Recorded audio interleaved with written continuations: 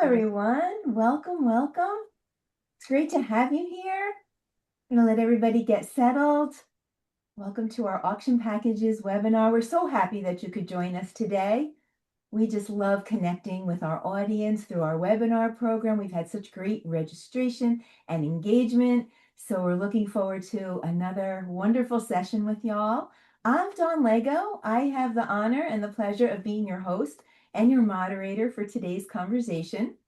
So for those, I saw the registration list. Hello to everyone that I've had the opportunity to connect with over the years.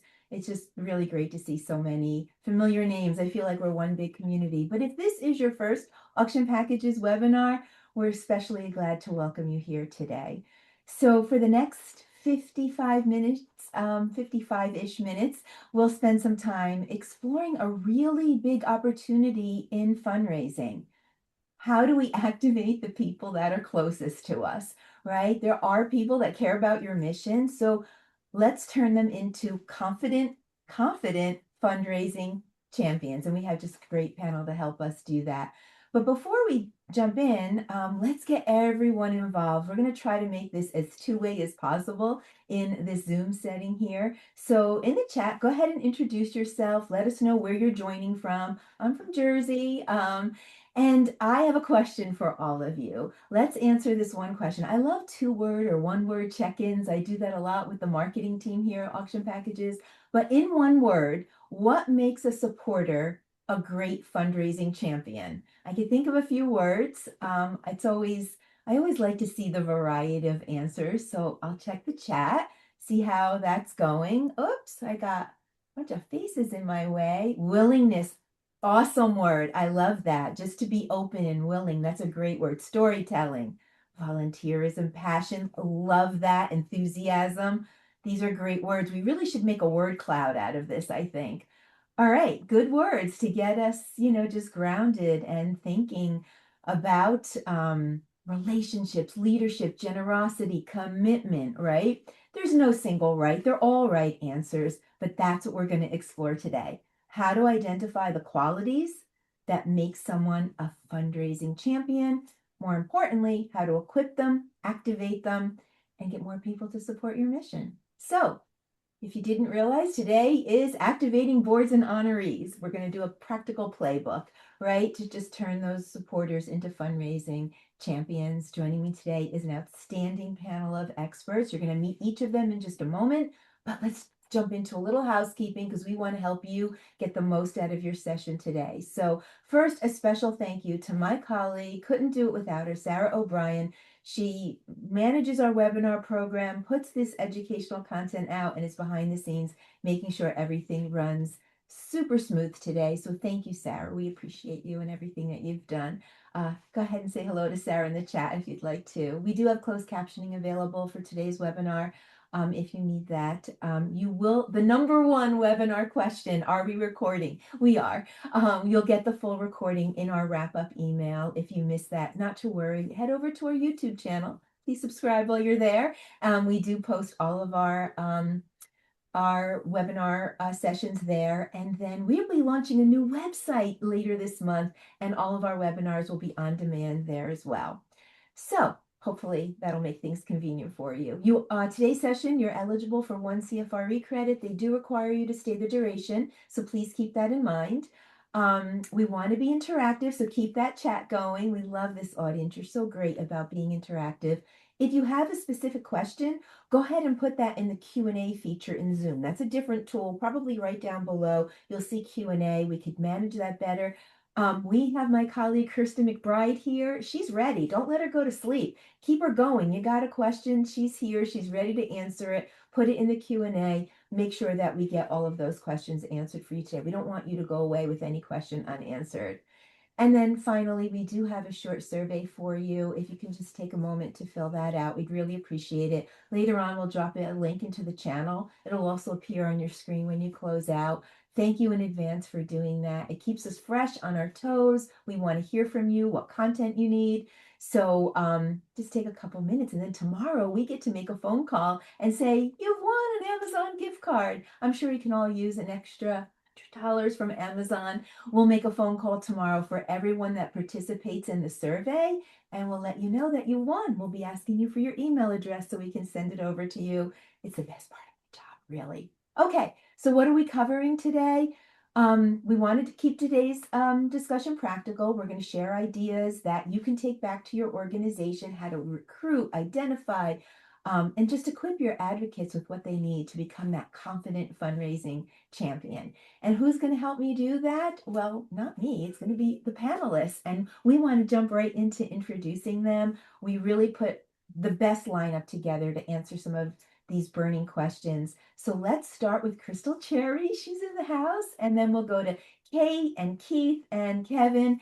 Please introduce yourself and say hello to our wonderful audience. Nice. Thank you, Dawn. Hi, everyone. My name is Crystal Cherry. I'm the board pro, and I work with boards. I help them to become more engaged and confident and strategic, particularly as it relates to fundraising.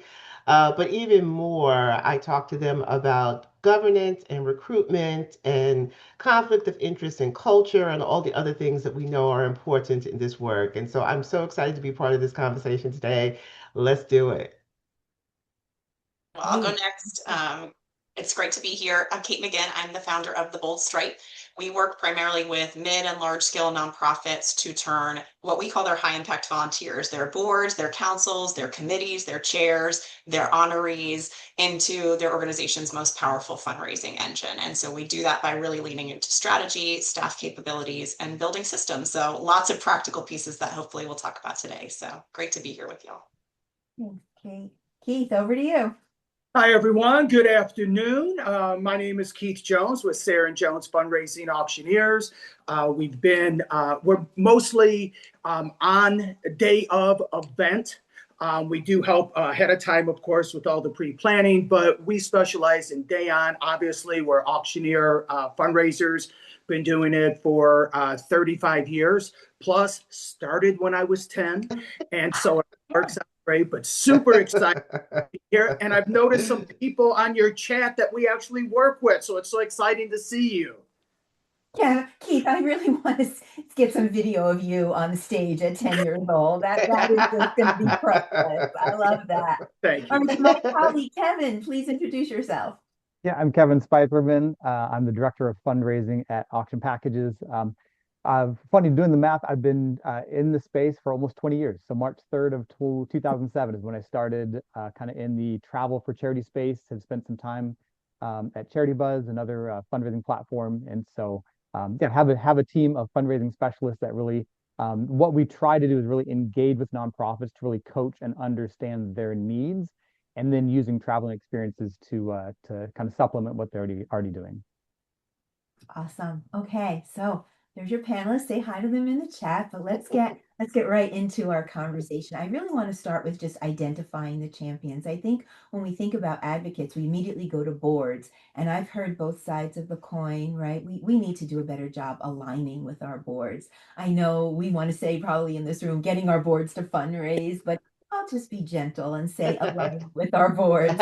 Um, so just be correct here in this webinar, but what are some of our other champions? Like, let's just shout out from this panel, like there's other champions. It's all the people that are closest to us we may not have thought of. So what are your thoughts about identifying champions? Whoever wants to take that. I think I'll jump in real quick, just generally, right? I think to get specific, I'll let somebody else get specific, but I think I look at somebody as are they faithful, available, and teachable, right? So it's Oh, FAT. So faithful, available, and teaching. Is that what you yeah, said? it's a Ooh. horrible acronym. Are they fat? Faithful, available, and teachable, right? And I Okay, I think those don't are the really want to be fat, but I'll go with it, Kevin. that's what I said. Horrible acronym, but I think it works in this setting. Like you need Got to it. find volunteers and people that are able to look at your cause and are they faithful to your cause? Have they shown that they're faithful? Are they into what you're doing? Are they available? Do they have the time? Do they have the bandwidth? And then are they teachable? Are they somebody who will listen to you and help take your direction to really help push your cause through? So that's Mhm. my blanket statement when I look for people is are they fat? Are they faithful, available, and teachable? And if they meet all three, I'll take it, right? I'll look at them and Let's see if try I can that. plug them in. Yeah. Oh, wow. So that's really could apply to just about anyone. Kate, anything to add there about identifying your champions? Yeah, I wish it was something as creative as fat, but really, I find that this varies, where to look varies by the size of your organization. So if you're a large scale organization, a lot of times you have a lot of people in formal roles, committees, like someone said in the chat, chairs, you have people who have fundraised in the past that you can look to re-engage. In smaller organizations, it's often like someone said in the chat, the parents, if you're in a school program, or donors, or someone who leaned in and said, let me know if I can do something more. So a lot of times I'll encourage organizations to really look for some of the characteristics instead of looking for formal roles so that you can actually cast a much broader net, especially if you're feeling like you don't know where to start in finding your advocates. Hey, anybody, any other ideas from Crystal or Keith about identifying good fundraising champions outside of the obvious, which is the board? Yeah, I love the idea that Kevin said teachable because that opens it up quite a bit. We always think about, our staff, our volunteers, our board. But, we have vendors, depending on, what kind of work we do. We might have parents, we might have teachers, we may have other folks who work in the ecosystem who are not your traditional, if you will, fundraisers, but who can be excellent storytellers. And so if we teach them, about the work of our organization. And someone said previous program participants, clients that we've served, if we teach them well about what we do, the impact that we're having, and who better than former clients to do that, right? To share the impact that the organization has had on their lives. But if we teach them by sharing all of the great things, the impact numbers, the stories, the videos, the testimonies, I mean, I think, it would definitely open up the lens in terms of who could actually raise money for us. So I love that teachable part that Kevin mentioned. Really important. Yeah, and what you also said, Crystal, about the storytelling, we saw that in the chat. You know, when you think of a confident fundraising champion, it's who can tell that story. So, all right, so basically, this is open to anyone, but we'll touch on the board. Don't you worry. We're going to talk about the volunteers and all of that. But I want to jump into the roles, right? I don't know if it's my social algorithm, but I'm seeing a lot of content coming my way about the right person in the right role. And I think it applies to fundraising 100%. So if I'm an advocate or champion for your mission, like don't put me on anything math. You know, I mean, once we get into double digits, I'm lost. I can't track 10 and 10 is 19. Don't assign it to me, right?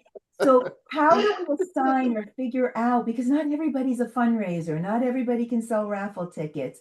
Like Kevin, I think you have something to say about just understanding what makes people tick, and that's how you can define the right role. Can you talk more about that? Because I know you have some good content here to share. Yeah, was that, I'm sorry, you cut out, was that me? You were throwing it over to? I did, yes, Yeah, okay. Kevin. Yeah, so an organization that I work with, when they have volunteers or advocates, as we like to call them, we don't call them volunteers, we call them advocates.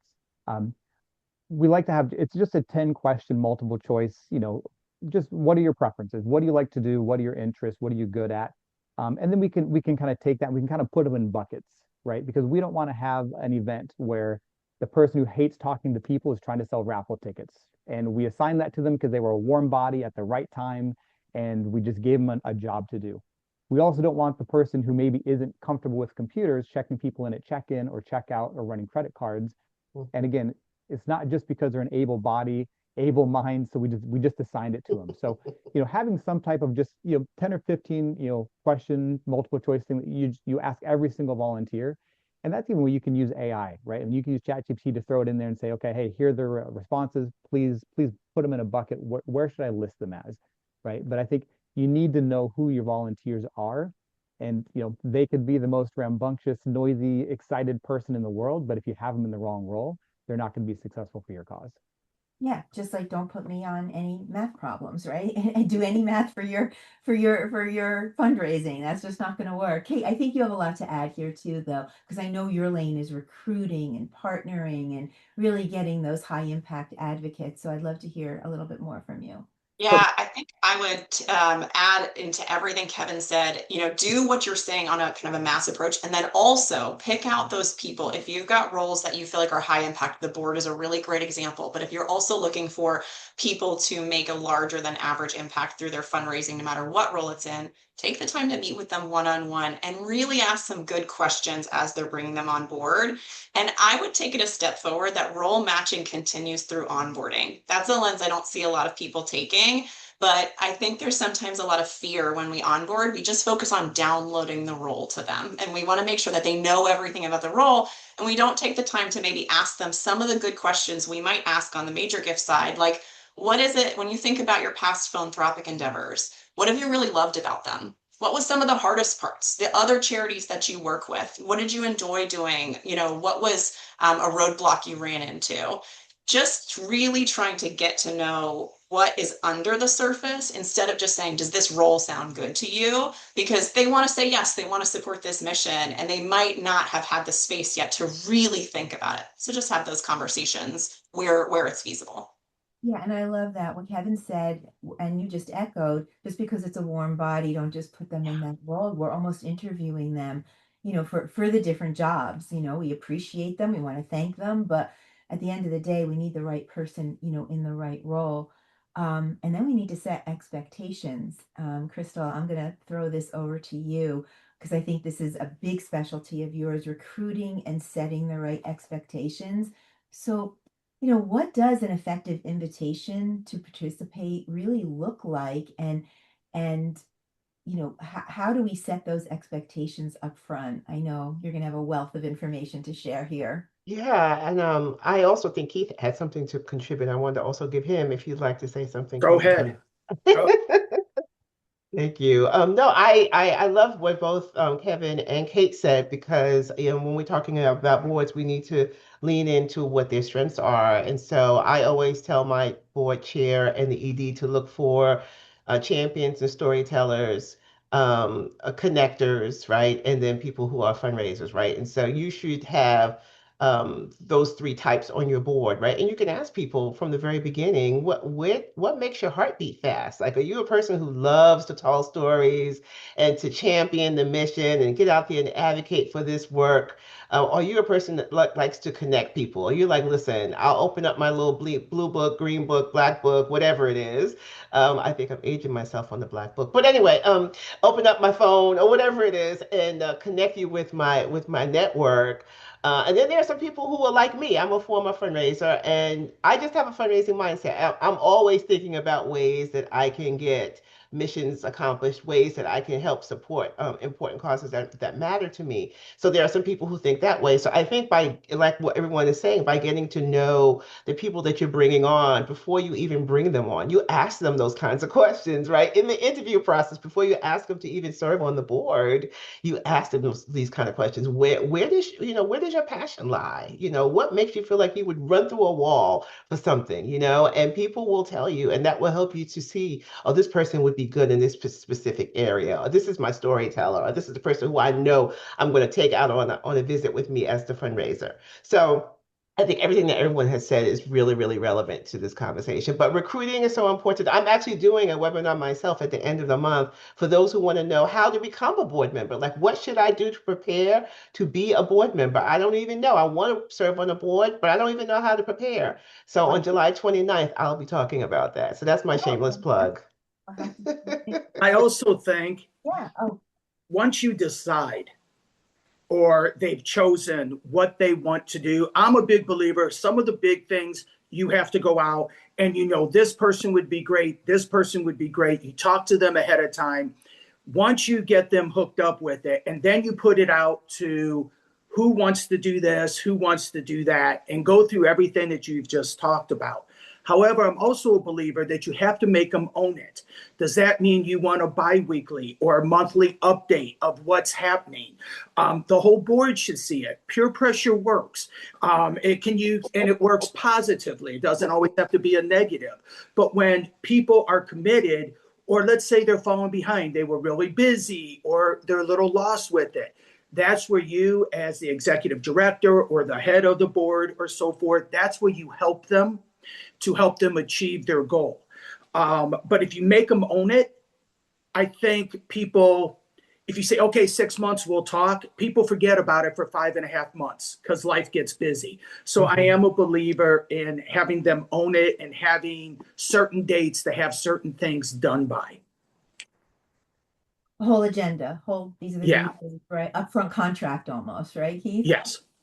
So, Keith, I want to elaborate on a little because you're on stage every day in real time, reading rooms and inviting people to participate. Now, it's a little different than what we're talking here, but I wonder if the same things apply, right? Like how can we help our audience read the room and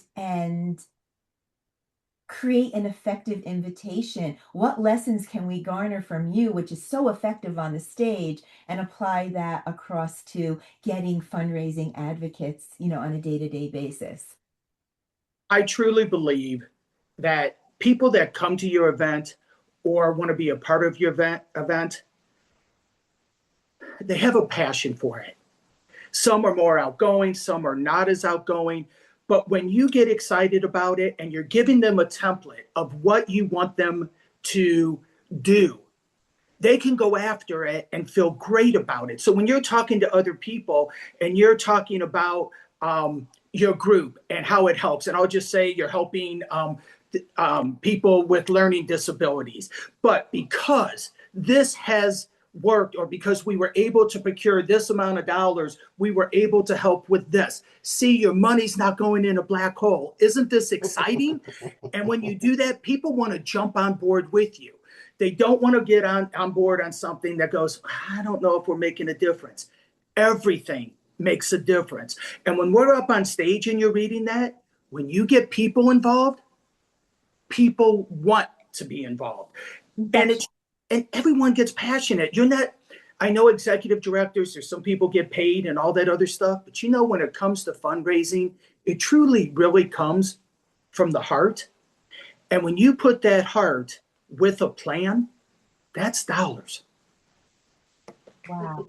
Okay, that was a mic drop moment. Put a heart with a plan. And I love a lot of the things that we just kind of built up to segue to this next question. Keith said upfront contract, passionate, right? You want an infectious attitude so that they can, really feel something, right? Because I think we give to feel good, right? That's been documented. So we want to now set those expectations. And I bet you all have something to say here. Crystal, I'm going to start with you. What are reasonable expectations and how do we set them in what Keith said, that upfront contract? How do we do a really good job establishing those expectations? Because you've heard it, I've heard it time and again. I have my board. I thought they were going to fundraise. They're not. Where was the disconnect? I think it starts in the upfront contract and setting those expectations. Yes, So I'm a take big proponent of pledges and agreements, right? Some people don't like the word contract, so I'll just say agreement, but I think it starts at the very beginning with a job description, right? And often people don't ask to see that. People are invited to serve on the board and they just quickly say yes. They don't have no idea what the job of being a board member is, and they don't ask, right? And it's our job to make sure that they have that. So how many nonprofits don't even have a job description is what's really scary. I write them all the time because I do recruitment for boards, but I think starting in the job description, it should be clear that fundraising, advocacy work, championing the organization, telling the story is part of the job of being a board member, right? And so you give people options, as we've all discussed, because everyone is not the person who's going to say, will you write me that check? But you give them options and ways that they can participate in fundraising, right? And so what I say is you give them that board job description, and then when they come on and oriented to your organization, you give them what I call a board agreement or a board contract, which says, you agree to do these following things. You agree to, be the fiduciary responsible for this mission, making sure that you will help support the ED, that you will attend a certain number of meetings, that you will make a personal donation of $500, that you agree to host a reception at your home or at your office and buy one table at the gala. Like you're clearly outlined in your contract or in your agreement what you agreed to do this year. And then the big piece, as Keith mentioned, is accountability, right? And so to have them do that and then to put that somewhere on the shelf where no one knows where it is meaningless, right? But what I say is, 6 months in, pull that agreement out and say, okay, let's chat. We talked about doing this at the top of the year. How are we doing? When are we going to get that reception on the calendar, right? When are you going to get that gala table purchased, right? And so hold people accountable. And if people's plans change, sometimes things happen, people lose their jobs, whatever, and they said, well, I committed to giving you 1,000 at the beginning of the year. I'm not going to be able to do that. I can only do 500 now. Okay, let's just change that in the contract, right? And so I say we give people options and ways. The whole give get thing. I know it's very controversial, but I've added get, give, save, right? So you can give, of course, your own money. You can get money by matching it, and then saving is another way to bring people in who may not have the ability to make large donations, but they have the connections to help you save and offset your budget, right? And so if I have a connection at the Marriott who says we'll give you the space for the gala for free or half off, I've saved you money in your budget that you would have had to pay, right? So get, give, save is another way that I think we can bring people in who say, I don't have the means, or I don't have the coins to give to you, but I have the resources that can help, that will help offset the money that you have to spend during the year. And in that way, it is a gift. So there are different ways that we can bring people in, but those contracts and agreements are really important. And then holding people accountable 6 months in, and then at the end of the year. And then at the next year, we start all over, right? Because next year you might say, well, next year I can give 5,000, right? Next year I can have two receptions, right? So, every year your need, what you can give might alter, might change, but I think we make sure we keep those up to date and consistent, and making sure that we hold them accountable.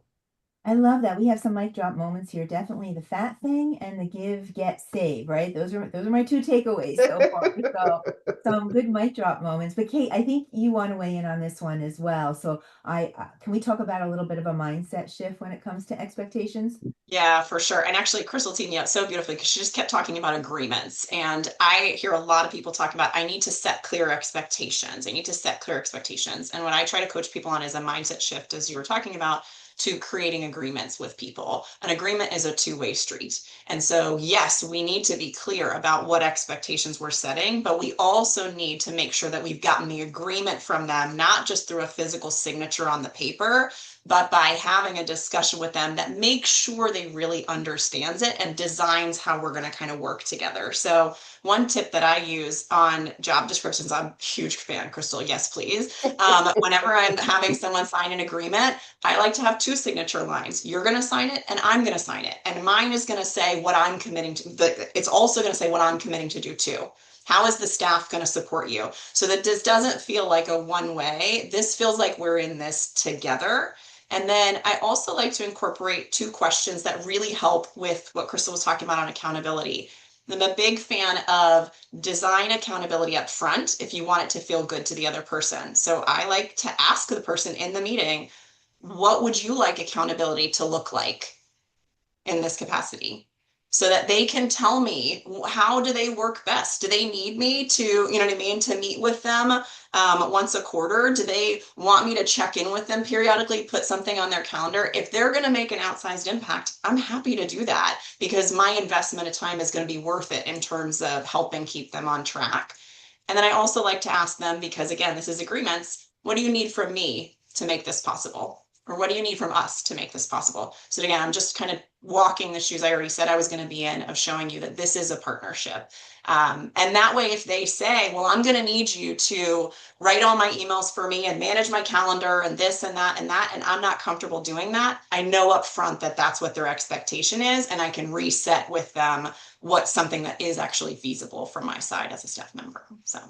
Wow, good stuff. I mean, it's business practices that we apply so naturally in other areas, but when we're trying to cultivate someone into a confident fundraising champion, kind of common sense, but sometimes, we just lose that a little bit. And I think in that spirit, we sometimes think we're doing a really, really great job and we're just squirrels chasing our tails. And, I'd like to point out some of the things that maybe we should avoid or what mistakes maybe we commonly see. So, um, Kevin, let's throw that one over to you. Yeah. Let's try to air out some things like maybe not to do, maybe the do's, but now the don'ts. Yeah, I think just kind of piggyback on what Kate and Chris were just talking about, and maybe it's something that is kind of ties into like a don't. But I've been in board meetings before where the executive director and the chairman of the board, they just present, right? It's an hour and a half presentation. Here's where we're at. Here's the finances. Okay, we're done, right? But I think one thing that really ties in well is when every board member comes to the meeting knowing that they're going to have to present an update on their section of whatever that is, right? So each board member has to present and they have to come prepared. And so they can't sign the agreement that Kate just talked about. Like, I'm all in. I'm excited. I can't wait to be on the board. And then they come to all the meetings and they just sit and they just participate as just an active listener, right? Like, you want to make sure that your board members are coming to the meetings and that they're coming there prepared and that they know that they're going to be asked certain questions. They have to report. They have to give updates on whatever it is that you put in front of them. So I think, to your point of what not to do, don't let your boards just be active listeners. They have to be active participants, even in the board meetings, right? They have to come prepared. They're on the board because they're dynamic people. So they have to show that they are dynamic people in those meetings and contribute. That's the Yeah. accountability Yeah. that we were talking about. That's exactly right. I would also suggest that you give that to them well ahead of time so they know, like Kevin said, know the question they are going to be asked and how they have to answer it. If it's their department was supposed to have this done, as long as they know ahead of time, even if they're not strong speakers, some great advocates are just not going to get up, and they're not A-type personalities. They really don't want to speak. But even if they do say it or someone else speaks for them because they really get shy with it, it doesn't matter as long as it's done and they're accountable for it. I love the accountability part. I mean, that's definitely a thread that we're hearing here, but we need all those things, right? We need what you just said, Keith. You need plenty of runway and lead time and upfront. I'm going to go back to upfront agreement instead of upfront Mm. contract, and the double signatures and the job descriptions. Oh, I have so many takeaways here. So this is all good stuff. Kate, I know you love the question about what you're seeing as a common maybe to avoid kind of thing. So what's your hot take on this? I'm going to say mine is don't assume that because somebody is not performing, that it means they weren't the right fit for the role. Okay. That's the mistake I see people making a lot is they just assume, oh, we put the wrong person on the board, or we put the wrong person on the board because they didn't fundraise, because they didn't follow through. There may be that we put the wrong person on the board, but it could also be as true that some of the stuff Crystal was talking about, Keith was talking about, Kevin was talking about, I was talking about, that we didn't do those things. And if we had done them, if we had created clear agreements, if we had given a clear job description, if we had supported them in a different way, then they might have performed differently. So that's the mistake I see is just assuming a blanket that it was the wrong person for the role. All right, lots of due diligence up front is what I'm hearing. And Dawn, what I see is that we think we bring board members in and they're professional fundraisers, right? We think that they automatically know what to do.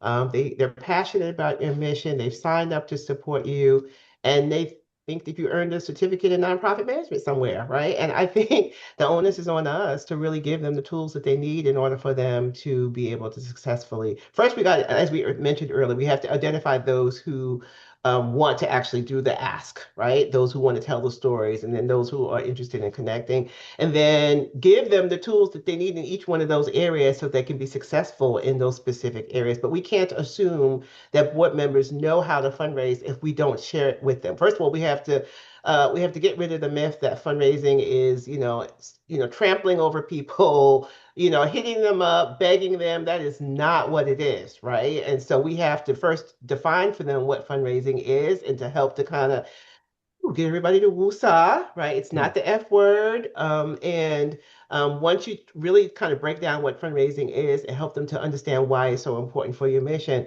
and then give them examples of ways of fundraising. So I say fundraising is advocating for what you want, and we do that all day in our lives every day, right? And so when you tell people, when you go to court to fight a traffic ticket, like you're advocating for yourself, you're fundraising, you're saying to that board, you're saying to that judge, I don't deserve this ticket. I wasn't going 90 miles per hour. The guy got the wrong person. Whatever whatever it is, right? You're going in and you're telling me why this you should, be not have to pay this ticket. It's the same kind of thing. We're advocating for what we believe very strongly, and we get the word no all the times in our lives. Whether we're applying for a job, whether we're applying for an internship, whether we're asking for more people in line to work at Kroger to get us out of there faster, whatever it is, we're advocating for something, and we might get a yes or a no. And it's the same kind of thing when you're advocating for something that you really, really believe in. It might be a yes or it might be a no, but it definitely will be a no if you don't ask, right? And so Yeah. preparing them what they need, helping them to realize fundraising is not as scary as people seem to think it is. And if people say no, it's okay. Don't It's take it okay. personal. By the You're way, Crystal, speaking personally, all those things you said to use in court, they don't work. No. still getting that ticket, They right? just don't. You gotta get it, huh? Okay. I've noticed a lot of people, and I don't, Dawn, I hope this is okay. I've noticed a lot of people are talking about their boards don't ever give, or the gift is different. Everyone is different monetarily. You make $100,000 a year, I make $10,000 a year. My passion could be very much the same, but my dollar gift could be completely different. Or if I can't financially support it as well as I would like, I would go out and find other people. And even, it's really funny. If I can get 10 people to give 100, that's the same as one person giving 1,000. It's all part of it. Being on the board is more than, and I know we all know the 20/80 rule, but it's more than just putting your name, oh, I'm on the board, and it looks good in your resume and everything else. Being on the board, there's several different ways to be able to use their each individual skill. And it really is up to the powers to be, your executive director and so forth, to, as they've talked about, narrow it down, find out what everyone's skill level is, and then work with them to excel in it. And we were also talking about the tools, and so I want to stay with you, Keith, if I may. You have to understand an organization very quickly and do your homework in your role because Mhm. you're on stage and you're storytelling and you're the in the moment storyteller. You don't necessarily have everything that a board member has, that long time meetings, right? You're learning the organization, you're doing your homework, and you're delivering on stage. So how can you take some of what you do to help an organization raise money to help our audience teach their board about the ask and the storytelling? How do you do that? Because I mean, to me, what you do on stage is, miraculous. But if you can do it on stage, board members can do it in a slower paced, they have more time, they have more runway. Take us through how you do it so that we can apply it to honorees, board members, advocates. Well, first of all, thank you. But we have meetings, whether it's 3 months, 6 months, a year leading into the event. And I ask specific questions. I also ask my groups certain things so I am knowledgeable. I'm never an expert. I would say 95% of the people, maybe 100% of the people on the board know about their organization much better than I do.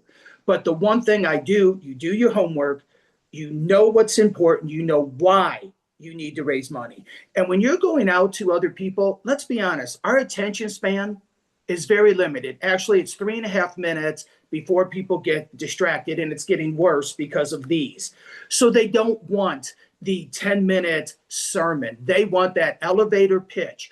And then when you pique their interest, they will come to you and ask you more questions, better questions. When we're on stage, part of that is how we've set it up, how our speakers and what our speakers are talking about, what we are doing. Everyone goes, oh, the funded need, make them cry, make them do this. Actually, people don't give when they're crying. That's a misnomer.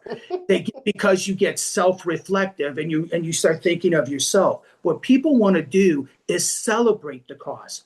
I am a big believer. I am 100% energy in the fact of be excited when you're talking to somebody. Even if your personality, I know I get real excited and so forth, but even if you have a completely opposite demeanor, You can still show your passion when you're talking to people and when you're talking about why this cause is so important.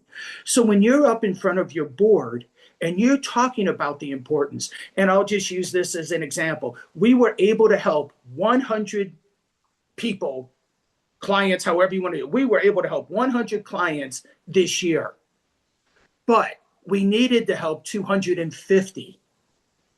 This is why we need to do this, this, and this to help with the funds, to help to create that. Now, what you've done is you've created an urgency, you've created a need.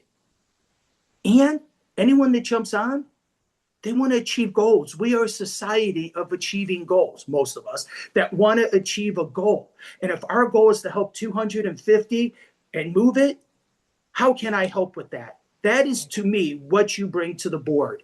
I know Crystal and the group are much better advocates of getting you behind the scenes with it. But I truly believe if it's out front and you tell them and you show that your passion, however you display your passion to an individual and to your board, they'll jump on with you.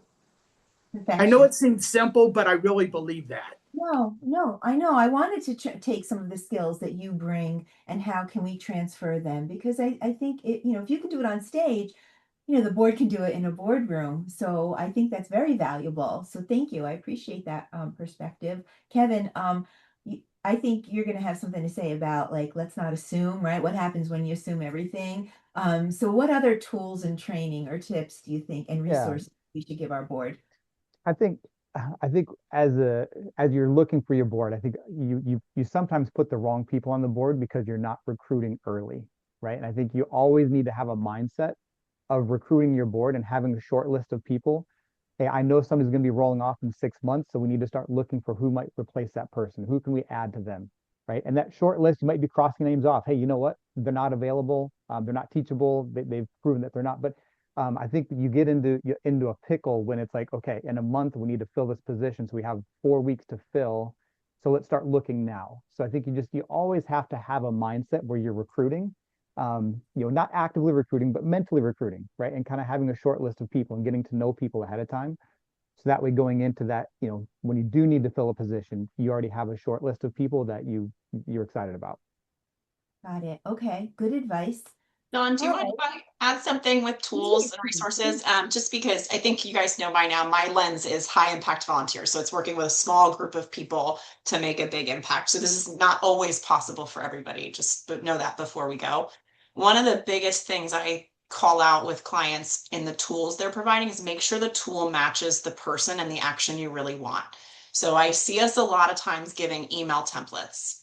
I love an email template. I love an email template. But if what I really want the board member to do is call, then I need to give them tools that help them call. I need to help train them on how to make that call. Or not even training may not even be the right word. I need to discuss with them what that call could feel like, look like, sound like, and help them put it in their own words. Because I did a board training not too long ago where we were talking specifically about fundraising, and I asked the room, how many of you in the last week, because you're all high impact leaders in the area, how many of you in the last week have gotten a fundraising outreach? Everyone's hand went up. I said, how many of you felt like that was a really personal one? You could tell that that person had written that fundraising outreach, didn't feel like a template. One person raised their hand. And I said, would it have changed the way you responded to the email if it felt really personal? And they said, yes. So the first piece of that is it's not even always just don't send an email template. Send an email template, but make sure that they're putting their spin on it, or make sure you're leaving space and encouraging that. But honestly, most of the people in that room I was in, they said, oh yeah, you're right, I should be making phone calls.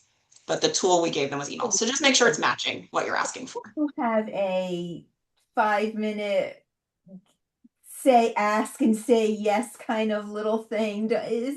You have something going on like that, right? Isn't there something that you have about making phone calls? I know that's your claim to fame. So no, it's so what I do is really coach people. I do coach people on how to coach a volunteer on making an ask. Because what I think a lot of people do when they think they're afraid to ask, they think they're not comfortable asking, and what they really don't want to do is say, Crystal, would you give me $10,000? That doesn't feel good to anybody. Nobody wants to make the ask in that way. You know what I mean? But what I do is coach staff on how can you actually help tease out of them what they want the other person to feel and what the words might sound like in there. So what I will usually encourage the staff member to do is have the person download to you their why. Why do they care about this? What, why do they want to ask this person in particular? And then just repeat it back to them in fundraiser speak, because we are, in Crystal's voice, we are the professional fundraisers. Repeat it back to them in a way that sounds like what they're saying and ask them how that would feel to hear. Yeah. And most commonly, what you'll have them say is, "Oh no, that felt good. If somebody asked me like Yeah. that, I would feel honored that you Yeah. asked me to do it." So So that's let's keep this conversation going. Crystal, I want to turn it to you because what are the most effective actions to help, our champions conduct the ask? I'm sure you have more to weigh in Yeah, on I that. mean, ideally, in an ideal world, it would be great if organizations had an actual role, like direct, and some do, like director of board relations or VP of board relations, and some people have corporate secretaries. But a person who is total responsibility is managing that board, understanding what they need, making sure they have the dates, making sure they have all the information, the stories, all the things, and to have one-on-ones with the board members to see exactly who is in their network that they're talking about. So, for instance, I once had a client who said, I have a board member who's meeting with a college friend that he hasn't seen in 10 years who's done well. And he thinks that this person has the ability to make a donation to the organization, but he's not 100% sure. So I actually met with that board member and tell me about this guy. We talked about him. You haven't seen him in a long time. You don't jump into the very first coffee meeting and say, "Hi, good to see you after 10 years. Will you make a $10,000?" Right. And so we just talked about some things that he could possibly talk about with him from the very beginning, learning a little bit about what he's been doing. You got to do the whole, how are your wife and kids? You got to do that whole thing with him, right? To warm him up and to be genuinely interested in who he is and what he's doing right now, how he's made his money and why it's been good and how it's been successful, what other things he's given to in the past, what other organizations that he might have been interested in supporting. Like you really have to coach him. So he and I talked about that. So I said, the very first meeting, we're not making any asks, right? The very first meeting. And so we went back and forth with some things that he could say, and then I role played with him and he role played with me. And then we said, okay, so then after that, if he says this, then this is a good rebuttal. And if he says this is a good rebuttal, and then maybe just say, can we meet again? And next time I would love to bring someone from the organization that I've been telling you about with me, or maybe I could invite you to our next event, or you can have coffee with the CEO. But it took that one-on-one back and forth. A lot of organizations don't have the bandwidth or people to actually sit down with each board member and do that. And that's why I say having someone responsible for the board as a stakeholder group, which is one of your biggest stakeholder groups you have besides staff and donors, right? To actually go through those exercises. But it really does require that kind of hand-on back and forth with the board member who says, I have someone, but I don't know how to even broach the conversation with them. Like Kate said, so a copy and paste email or a copy and paste script is not going to work. You have to talk to this board member about who this person is, what that initial conversation is going to look like, what you could say, what he might say, what you should say, who you could talk to at the organization if they have a question that you don't know about, like all those things. But that takes one-on-one, and that takes work and it takes time, right? And people don't often have it. So I don't know what the answer is, Kay. I just think that that's the way to go about it. We really do need to sit down with board members and find out who's on their phone. I do a roll and scroll exercise. Let's roll and scroll through our phones to see who's in there, right? And inevitably, I'll say, okay, who are like five people in your contact list right now that the first, let's just go with this. Five people who love you, and if you would just ask them to make $100 donation to the organization because they love you, they would just do it. Right. I mean, I got friends who have breast cancer. They ask me to give to a breast cancer organization. I just make my donation. I don't even, it's my girlfriend. I love her. I'm giving him $100 right off the top. That's five. You ask five friends, that's $500 right off the top, right? So you have those people who just give because they love you, right? And then you have people who don't even know you serve on the board. How many people?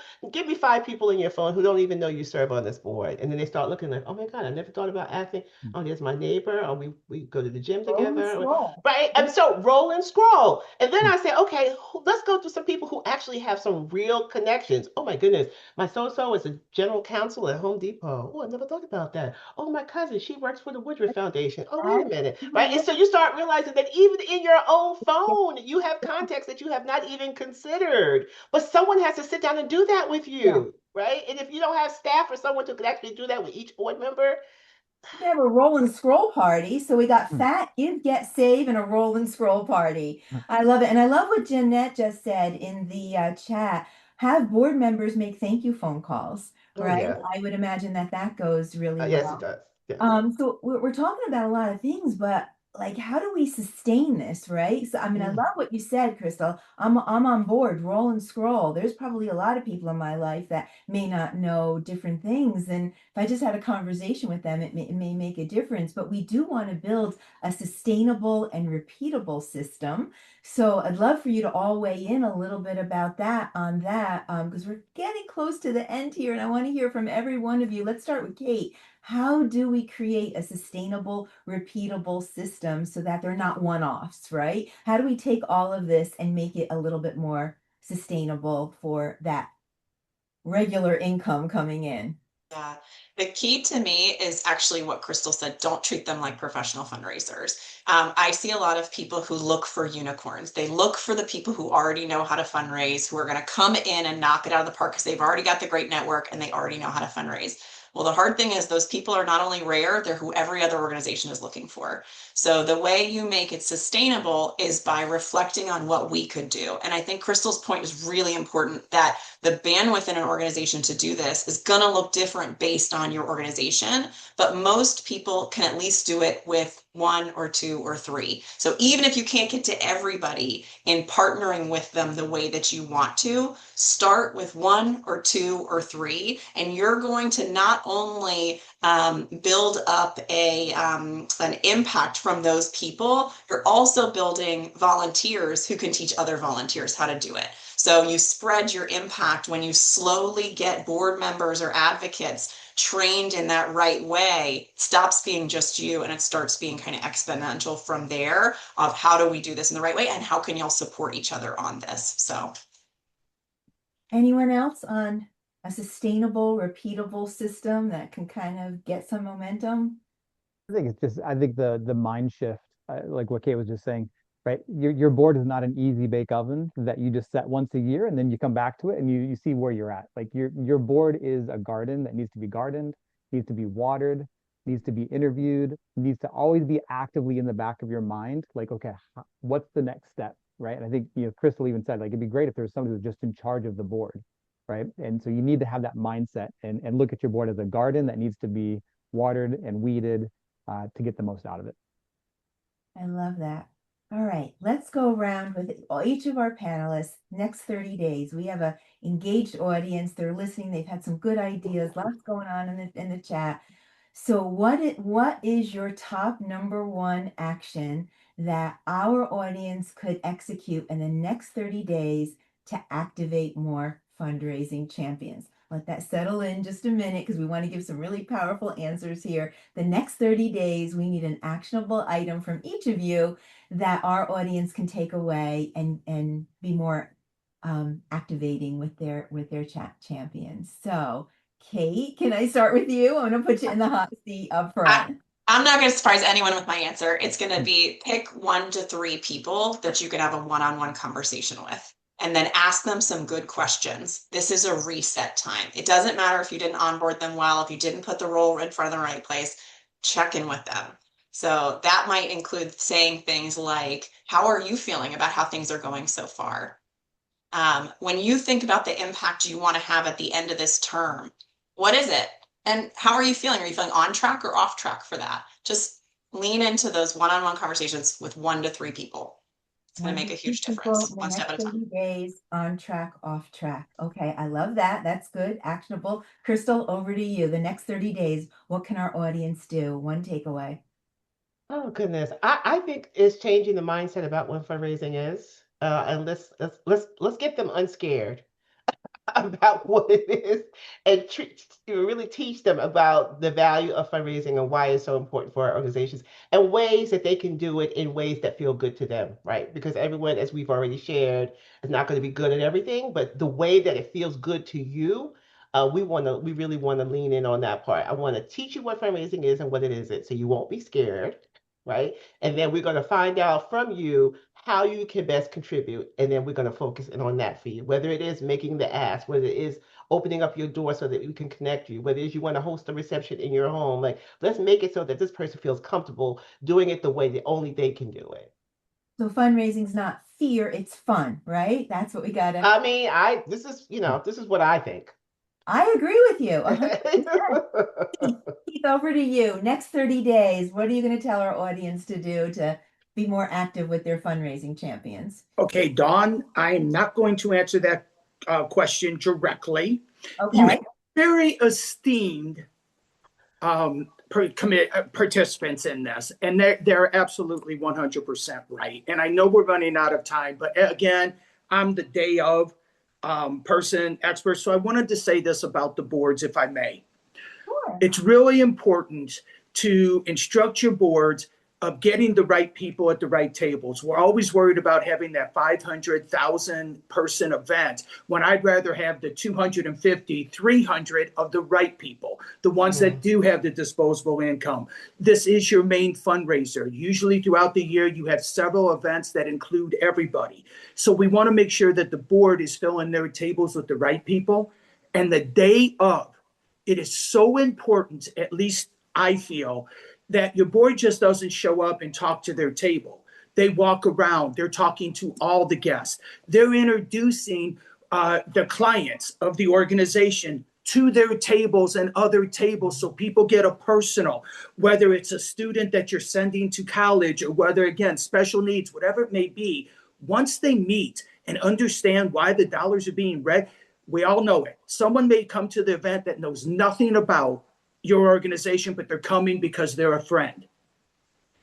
All of a sudden, they meet the client or they see the good work that's being done. Mm-hmm. Now they become donors. Now they want to participate. So I think part of being the board is also day of. And I see a major difference when we are raising funds when I see the board active the night of the event. So I realize I'm not answering the question because they are much better experts on that than I am. I disagree. I think you answered that beautifully and correctly because you just brought full circle everything we've been saying. Give them a role. Don't just show up to the event. Just don't sell a table to your family. Please sell a table to the right people that are going to be giving in the room. Come to the event and be an ambassador. Don't eat first, act like it's your wedding. I think those were brilliant ideas, and thank you. I mean, we're not always thinking about what's going on in the ballroom. We're thinking about what's going on in the boardroom, but I appreciate that perspective. And you just summed up a lot of what we were talking about today, giving roles even at the event. So thank you, Keith. I think that's brilliant. Kevin, I want to turn to you. Next 30 days, how are we activating some of the people that are closest with us? Yep. What are you going to tell our audience to do? Yeah, I think two things. First thing, Crystal, I love the roll and scroll, right? I think what I would do is I'd sit down with my board members that are currently there. And just, I think you're also showing them how easy it is, right? You're showing them how easy it is and how connected they are, right? And you're kind of doing the homework with them and for them. I think that gets them excited. I mean, if I'm sitting there with Crystal and she's having me go through my phone and all of a sudden I'm like, oh my gosh, like that was so easy to get 3 or 4 people that we could reach out to. So you're also teaching your board how easy it is and how connected they are. That's the first thing. I would do the roll and scroll with my current board. The second thing is I'd go and I'd sign up for Crystal's seminar here at the end of the month on how to become a board member, how to prepare yourself for that. Because even if you're not ready to be a board member, if you're not looking for that yourself, it gets you in that mindset of like what you should be looking for. So yeah, Crystal, I'm going to still see the roll and scroll and your seminar come up at the end of the month. So that's what I've been doing. Thank you so much, Kevin. That's very kind. Yep. Thank you. We're all borrowing from each other, and I think that's what this is all about, right? We're a community of passionate fundraising people, and we just want to share and just put together in a session like this, all the different ideas that we know so that we can just further impact our communities and help you further impact your missions. I wish we had more time. This is a great group. They've all been so participative. Is that a word? Oh gosh, that didn't come out right. But you can get to know each of them more in our survey. Should you need to hear from anyone, just click yes next to their name and we'll make sure that they get in touch with you. I do wish we had more time, but it is time to wrap. app. Before we go, I would like to invite you to our next webinar, which is on the same day as Crystal. So hopefully you can make Oh both. Well, maybe no. they're not on the same time, but Mine is the 29th, Dawn. Mine is the oh, 29th. okay. We The have 20th. Designing Run of the Show coming up in our next webinar, which we met with that group yesterday. Oof, dynamic group, just like this one. You're not going to want to miss it. Creating that great run of show that's going to maximize all the things you need to maximize. So please, registration's open. We're going to drop the link in the chat if you want to join us again. And there's a lot more happening at Auction Packages. Brand new website coming up later this month. We have our upcoming webinars. We have our in-person events. We're headed over to Chicago with Keith. We're going to be with Keith in Chicago in September. So you might want to check that out if you're in the Chicago area. And then Kevin and I will be hosting a brand new podcast, The Whole Package. And we can't wait to join you there as well. So, oh, and I have just this week, you're the first to know, it's not even launched yet. It'll be launched next week. So a little insider information here on our webinar. We did release 3 new packages, Africa, and you could spend an experience in a treehouse. I want to take my son Michael. So great stuff. So sorry for that shameless plug, but I thought you'd all want to get some advance look at some of our new packages that it'll be announced next week, but you're the first to know. But as we close, I'd like to extend a very sincere thank you first to our panelists for your generously sharing your time and expertise and spending some time with our audience today. Thank you so much. We're very grateful. And to all of you joining, we appreciate you investing your time with us. We know you're balancing so many priorities, but to give up 55 minutes and spend it with us, we could not be more grateful. Thank you for what you do every day. It's so important. We just want to be here to help. It is a privilege for all of us at Auction Packages to play a small role in supporting your work. And if you have just one more minute, survey is coming your way. Thank you, panelists, again. And thank you all for joining us. We look forward to seeing you at a future Auction Packages webinar. Thank you for having us. Good luck, everyone. Good luck.